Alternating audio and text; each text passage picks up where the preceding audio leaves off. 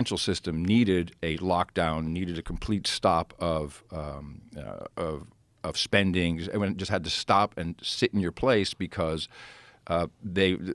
we never really fixed what happened in 2009.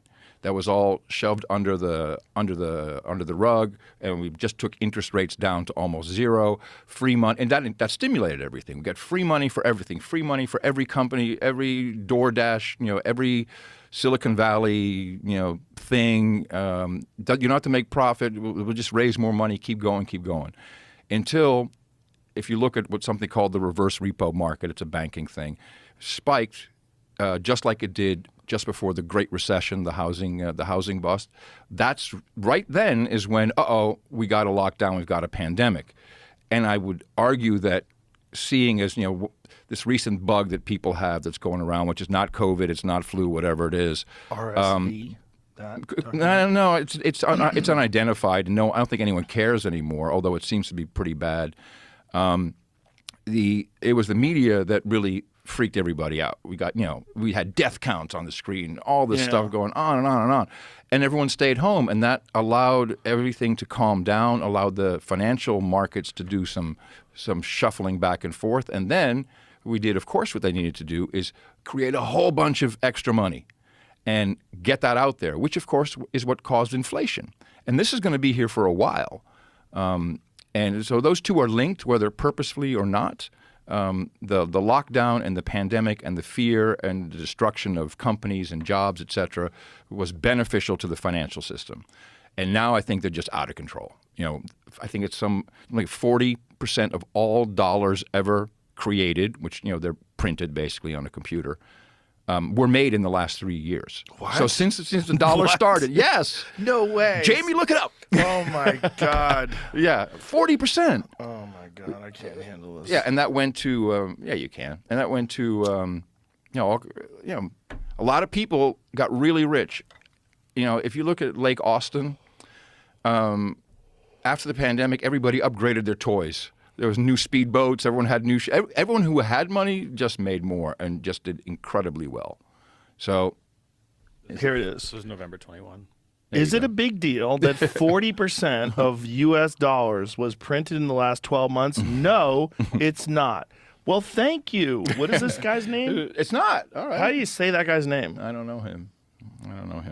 But how do you say his name? Sohit Miglani. Okay, please read first. I received a high amount of negative comments and emails telling me that inflation is real and my article is wrong. Please note that nowhere in my article do I say that inflation doesn't exist. It is real, and it is happening.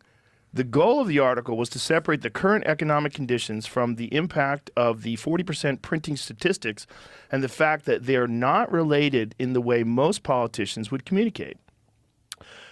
I'm sure if you read enough articles, seen enough TikToks and tweets about this statistic, it sounds like a scary fact.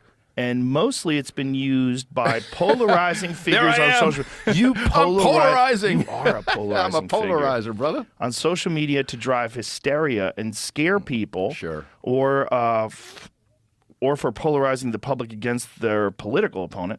But what does this figure mean, even mean, and is it really that big of a deal? The simple answer is no, it's not a big deal. The explanation is slightly complicated and informed by socioeconomics. Well, I can tell you what this leads to. This is MMT, or modern monetary theory. And this is something that the economists are all in on. And the idea is, like Japan, you can just keep printing money, handing it out. And if you think unemployment insurance in Texas, even though it's supposed to be for 3 months, it is on par with a $65,000 or $70,000 a year salary. I mean, you can get by on unemployment insurance pretty well. For a bit. The modern monetary theory really is, like the universal basic income, Andrew Yang, that was his thing. This is what Japan did, and it's called the Japanese debt trap. And you just keep printing and printing. The problem you have is you need to have young people. You need to keep making human beings. Oh, boy. And this is the problem. And I've spoken to bankers, like real Wall Street guys. I know them, they're friends. And they say, oh, we have nothing to worry about in America when it comes to modern monetary theory. So why not? Because if we don't make enough babies, we'll just import them. Hence the border being pretty much open. Just keep people coming in. That's the idea. Wait, you really think that the reason why they leave the border porous is because we need more immigrants because they're printing more money? You need humans, literally need humans to do stuff. We're not. So they're calculating this in a long game. Yeah. But don't you think that part of what they're doing is it's combined with this idea that you don't need ID to vote, and then it's also combined with this idea that I think that's a red herring. But in some places they're saying that they want illegal aliens to be able to vote. Yeah, New York. Right. Yeah. Which is very strange. It's really odd because you're kind of encouraging people to stay illegal if that's the case. Because one of the plus sides of being involved in a country is you get to vote, right? You get to decide like, hey, I don't like this guy or I like that guy. Right. Like if you're not really a part of the country, but you've snuck over here, now all of a sudden you are a part of the country. Like what's the difference if you can vote? Like what separates it? You don't really pay taxes, so are you being taxed? You're getting sales tax but what if you're not registered? Like if you're not really an American citizen, are you paying taxes?